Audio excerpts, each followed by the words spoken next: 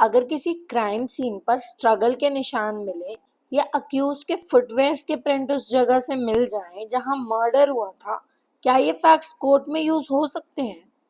क्या ये directly case से जुड़े हुए हैं? और अगर हाँ, तो किस सेक्शन में ये सब कवर्ड है? Let's decode this today in the explanation of section 5 of the भारतीय साक्ष्य अधिनियम 2023. Section 5. Facts which are the occasion, cause or effect of facts in issue or relevant facts. Facts which are the occasion, cause or effect, immediate or otherwise, of relevant facts or facts in issue or which constitute the state of things under which they happened or which afforded an opportunity for their occurrence or transaction are relevant. Section 5 deal करता है उन facts की relevancy से जो किसी fact in issue या relevant fact के occasion, cause, effect या बैकग्राउंड को रिप्रेजेंट करते हैं। यानी अगर कोई फैक्ट डायरेक्टली तो नहीं पर इनडायरेक्टली एक जरूरी चीज एक्सप्लेन कर रहा है तो वो भी रेलेवेंट माना जाएगा।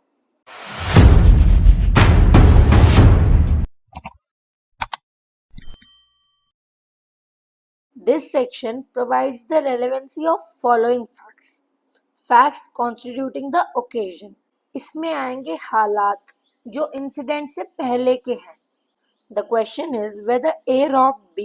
The facts that shortly before the robbery, B went to a fair with money in his possession and that he showed it or mentioned the fact that he had it to third persons are relevant.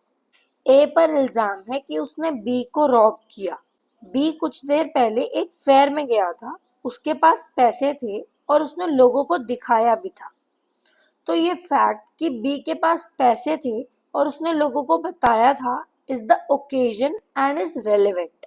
Next is facts which show the cause, कारण या cause जो incident का reason बना।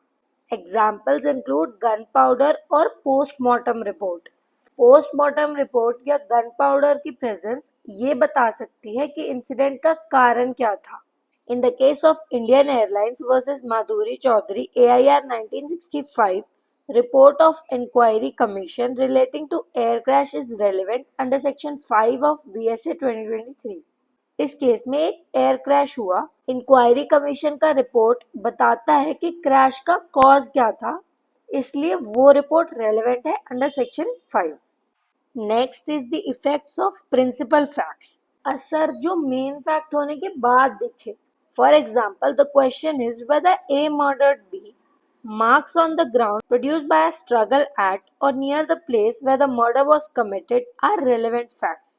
A पर murder का case है, murder की जगह पर स्ट्रगल के मार्क्स मिले या फुटप्रिंट्स मिले जो A के जूतों से मैच करते थे। ये हो गया effect of principal facts. In the case of R versus Richardson, a young girl was killed in her cottage. Footprints showed that there were a person who must have worn a shoe, the soles of which have been newly mended and have iron knob in them. The fact that the accused Richardson's shoes corresponded exactly to the footprints establishes a relevant fact that he was there at the crime scene. एक लड़की की cottage में murder हुआ, footprints मिले जो एक special जूतों के थे, अक्यूज के जूतों से वो मैच कर गए।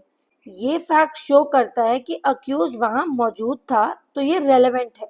The facts which constitute the state of things under which principle fact happened, जो हालात थे जब मेन इंसिडेंट हुआ। In the case of Rattan versus Regina, accused was prosecuted for shooting his wife.